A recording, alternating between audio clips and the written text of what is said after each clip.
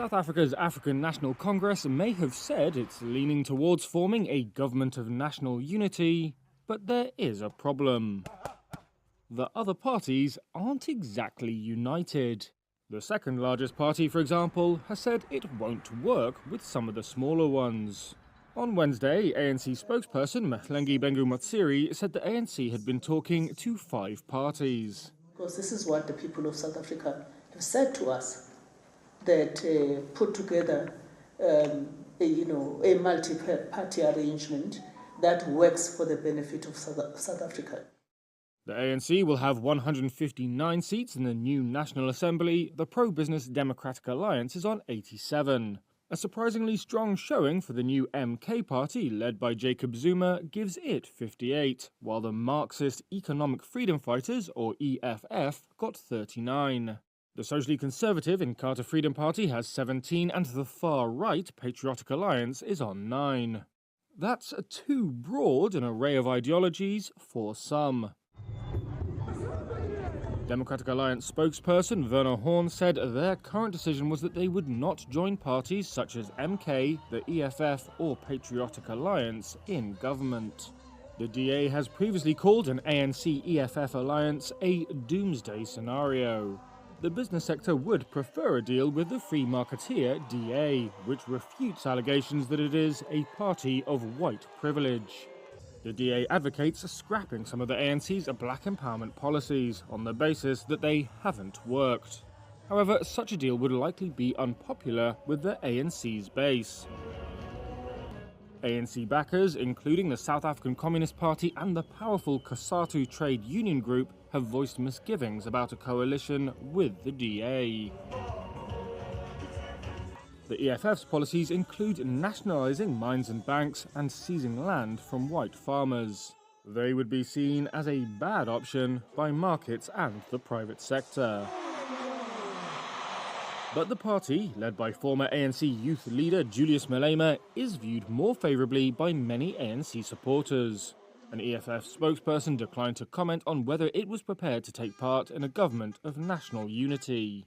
Meanwhile, a spokesman for the Patriotic Alliance said it was open to joining any government that delivers on its main campaign promises, chief among them the mass deportation of all illegal immigrants. The ANC's Bengu-Motsiri said an approach to Zuma's MK had been rebuffed. The May 29th election saw the ANC lose its majority for the first time in 3 decades. That was punishment from voters angry over persistent poverty, unemployment, crime, corruption, and rolling power blackouts. They had the chance, they ruined it, and now they've got no choice but to do it. The ANC said the aim now was to unite the broadest range of sectors in society behind the future government, and that the timescale for wrapping up talks over this tricky political puzzle was less than a week.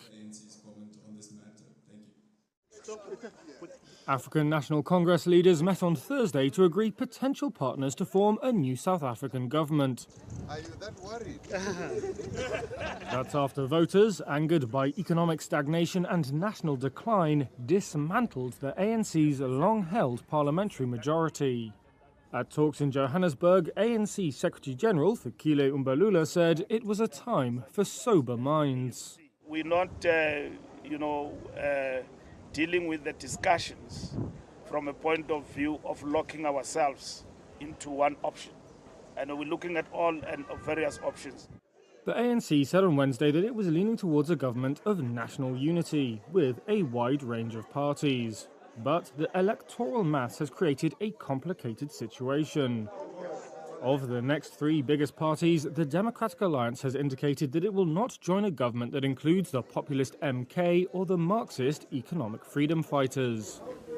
The pro-business DA would be popular with the market, but a harder sell to ANC supporters. A deal with the EFF or MK would be popular with some parts of the ANC, but would likely rattle investors. The DA is also seen as a party of white privilege, though it says its policies would benefit all South Africans.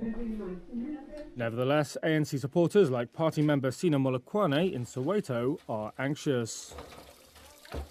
And I'm wondering who is going to be with the ANC in Parliament about this. So I'm just worried about that, but hopingly not here. Outside the National Executive Committee talks, a group of ANC supporters protested against partnering with the DA. They carried signs reading "Not in our names" and "The DA wants to destroy the ANC."